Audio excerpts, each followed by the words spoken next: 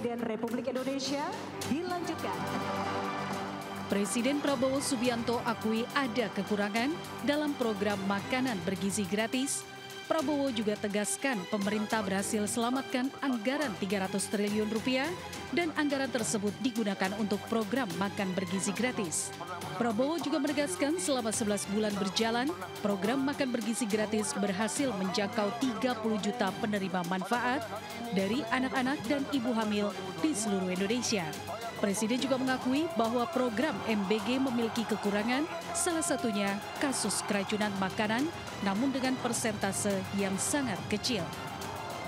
Penerima manfaat, 30 juta anak dan ibu-ibu hamil, tiap hari menerima makanan. Bahwa ada kekurangan, iya. Ada keracunan makan, iya.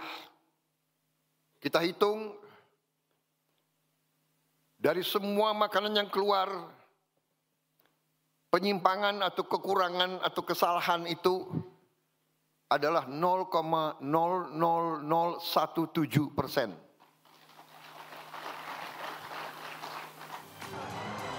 Tim Liputan iNews melaporkan.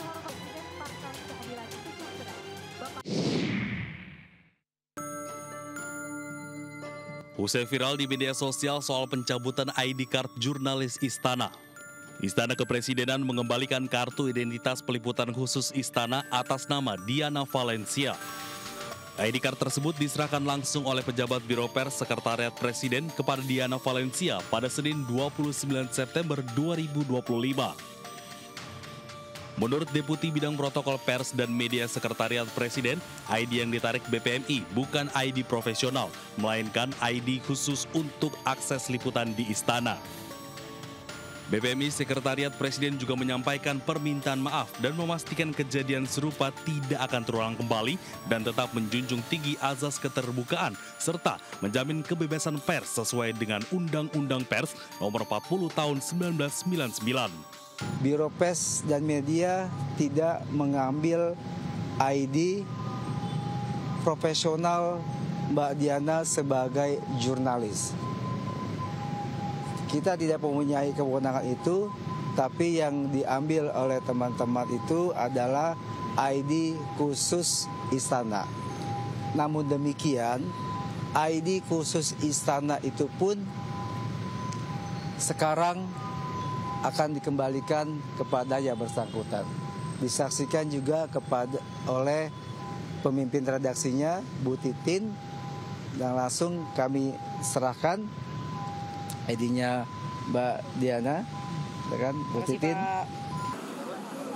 Kartu pers khusus peliputan di Istana milik Diana sempat dicabut oleh Biro Pers karena diduga mengajukan pertanyaan terkait makan bergizi gratis saat Presiden Prabowo tiba dari kunjungan kenegaraan di Lanut Halim Perdana Kusuma, Jakarta. Dari Jakarta, Tim Liputan iNews melaporkan.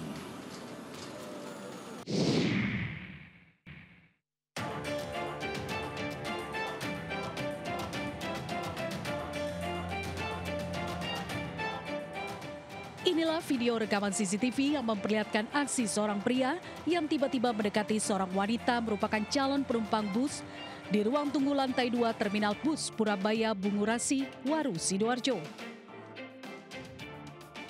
Pria tersebut awalnya berusaha memberikan minuman ke korban dan ternyata pelaku berusaha memegang payudara korban dengan cara merangkul. Di saat bersamaan, petugas keamanan terminal memergoki aksi tersebut dan langsung mengamankan pelaku serta menyerahkannya ke polisi. Dan melakukan kekerasan seksual terhadap korban tersebut. Modusnya yaitu dia melakukan membujuk rayu, menanya-nanya kepada korban, kemudian si pelaku melakukan perbuatan cabul yaitu meraba-raba. Untuk kepentingan pemeriksaan lebih lanjut, saat ini pelaku diamankan di sel tahanan Polresta Sidoarjo. Dari Sidoarjo, Jawa Timur, Pramono Putra, iNews melaporkan.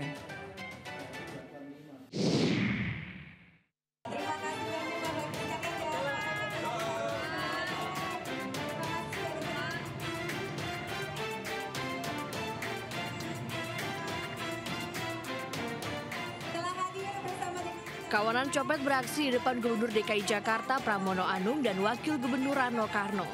Peristiwa terjadi saat Pramono dan Rano hadir di puncak acara Abang None Jakarta di Taman Ismail Marzuki, Menteng, Jakarta Pusat pada Jumat malam. Keduanya beraksi dengan berpura-pura sebagai wartawan dan berbaur dengan para awak media yang tengah melakukan peliputan. Tertangkap kamera, dua pria diduga pencopet tengah mengoper sebuah ponsel curian.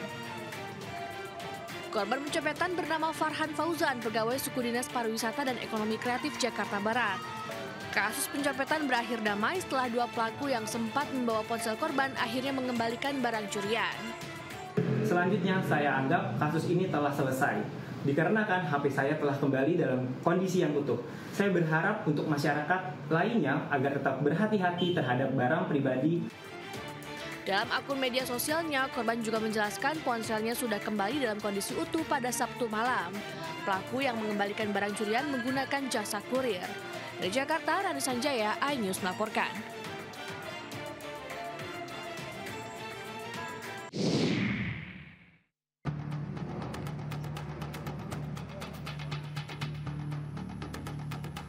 Warga desa Sindang Pandon, Kecamatan Sindang Jaya, Kabupaten Tangerang, Banten digegerkan dengan penemuan kerangka manusia di lahan kosong.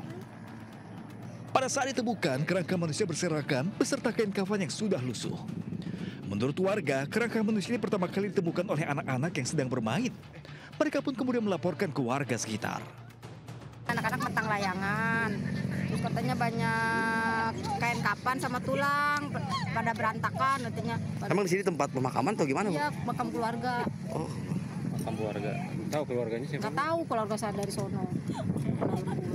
udah dari lama berarti Bu ini? Udah lama.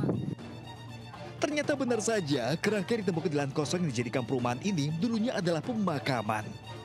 Bahkan sebelum dilakukan proses penggalian untuk dijadikan perumahan, 30 makam sudah dipindahkan ke tempat pemakaman yang baru. Dulu pernah disebutnya makam jengkol, cuma saya batasnya kan nggak tahu, cuman pernah saya pindahkan semua karena ahli warisnya memang menjual tanah tersebut, dianggap bahwa itu tuh bukan tanah wakaf gitu ya. Akhirnya kita pindahkan. Ini udah bener nih, udah pasti. Ya, nah akhirnya kita pindahkan. Tapi ke arah sini memang kita nggak tahu ke lapangan karena kan nggak beda seperti sana aja noh. Jadi nggak kelihatan. Pihak desa Sindang Panon akhirnya memindahkan kerangka manusia ini untuk kembali dimakamkan di tempat pemakaman umum Kendal Bubuhan. Dari Kabupaten Tangerang, Banten, Aimarani, iNews melaporkan.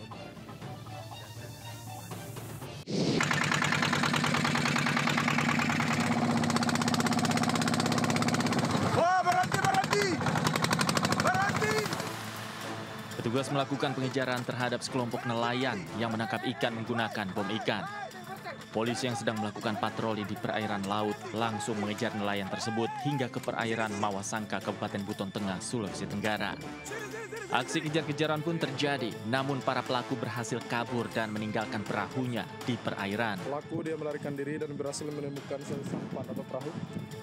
Dari perahu nelayan, polisi menemukan bom ikan dan alat menyelam yang digunakan para pelaku untuk menangkap ikan.